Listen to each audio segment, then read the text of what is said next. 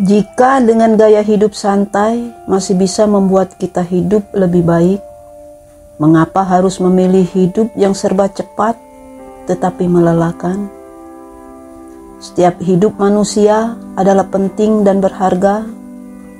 Kita perlu menghargainya dengan menjalani hidup ini dengan sebaik-baiknya. Salah satu cara hidup baik untuk lebih menikmati hidup adalah menerapkan gaya hidup santai. Gaya hidup santai menjadi penting ketika kita mulai kewalahan dengan kehidupan yang serba cepat. Kehidupan yang serba cepat terkadang rentan membuat kita merasa lelah secara fisik maupun mental. Karena itulah, melambat dianggap lebih tepat untuk membuat hidup kita lebih sehat. Namun, untuk menerapkan gaya hidup lambat, tentu perlu memahami beberapa hal penting supaya tidak keluar dari konsepnya. Jangan sampai gaya hidup yang diharapkan membawa solusi baik justru menjadi bumerang karena kita menerapkannya dengan cara asal-asalan.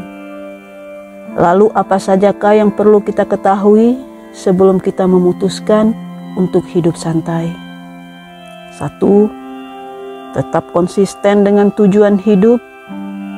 Gaya hidup lambat bukan berarti tujuan hidup kita menjadi tidak penting lagi, atau berpikir bahwa tidak memiliki tujuan juga tidak apa-apa. Justru sebaliknya, tujuan hidup kita ibarat pagar yang menjaga kita untuk tidak keluar dari prinsip hidup santai tapi pasti. Melambat bukanlah bersantai-santai pada tujuan. Kita tetap harus memiliki tujuan dan konsisten dengan tujuan hidup tersebut supaya tidak tersesat ke arah yang salah. Perlu disadari bahwa melambat adalah cara hidup santai supaya dapat fokus mencapai tujuan hidup. 2. Tidak merugikan orang lain. Sebagai makhluk sosial, kita hidup selalu berkaitan dengan orang lain. Ketika kita mulai menerapkan hidup santai, itu bukan berarti boleh memaksakan orang lain harus mengikuti gaya hidup kita. Kita yang harus bisa melihat kepentingan bersama, tidak merugikan orang lain dengan tindakan yang kita ambil. Sebab hidup melambat bukan berarti melambat tanpa pertimbangan. Justru hidup melambat dengan menjalani gaya hidup santai, artinya tahu waktu yang tepat ketika memang harus bertindak cepat. 3. Santai tetapi pasti. Gaya hidup lambat untuk dapat menikmati setiap proses yang dijalani. Kita santai tetapi bergerak pasti. Jangan berpikiran bahwa hidup santai berarti tidak perlu serius dalam menghadapi masalah. Justru kita bergerak lambat karena kita berharap dapat lebih siap menempuh perjalanan yang sehat dan cepat. 4. Tidak berhenti mengembangkan diri. Gaya hidup lambat bukanlah gaya hidup asal-asalan yang gampang saja dijalani tanpa perlu mematuhi konsep dasarnya. Gaya hidup melambat justru butuh kestabilan dalam mengendalikan emosi dan tindakan. Jangan berpikir bahwa menerapkan hidup santai artinya berhenti mengembangkan diri.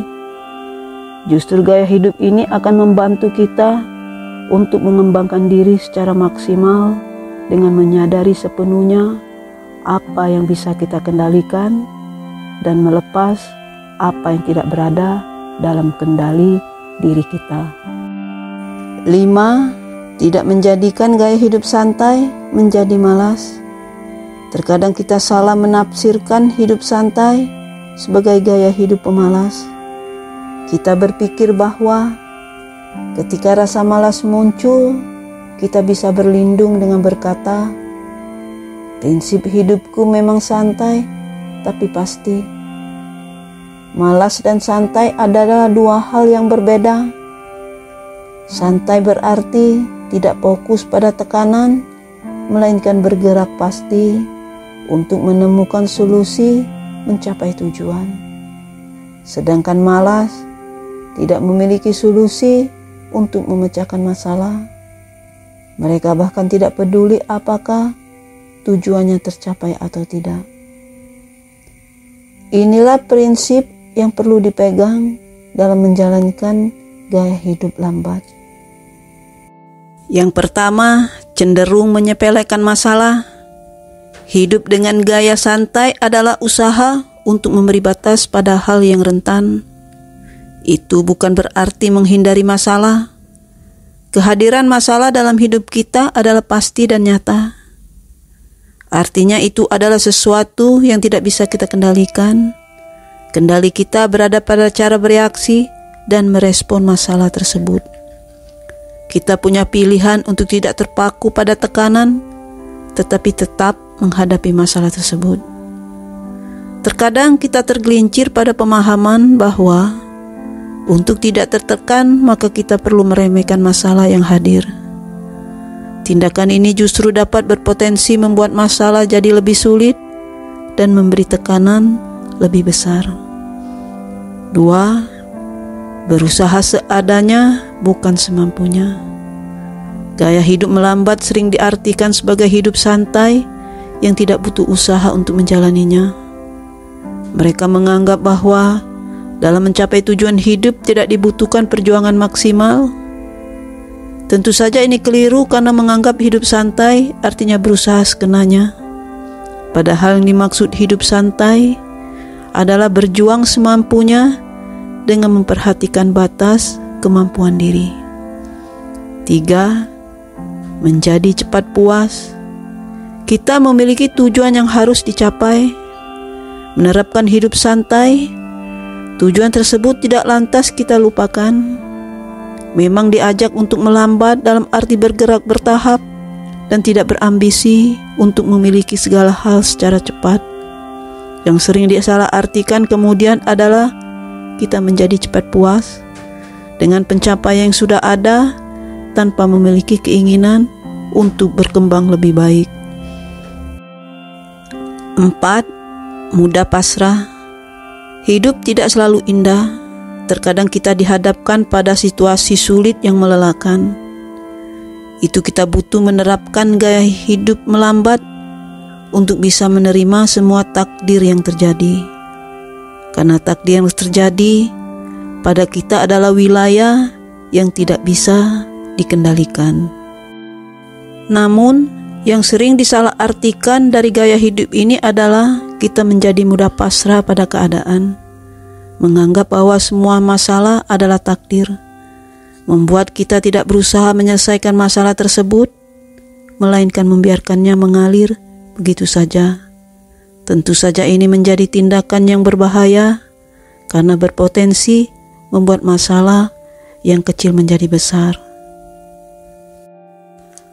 Gaya hidup santai memang mengajak kita untuk melambat dalam menjalani hidup ini dengan tujuan untuk mencapai ketenangan hati dan rasa nyaman yang aman. Kita sering menyalahartikannya dengan hanya berpatok pada rasa nyaman. Hal yang membuat nyaman, itulah yang dilakukan. Kita jadi malas bergerak. Kita menutup diri untuk berkembang dengan alibi menjalani hidup santai.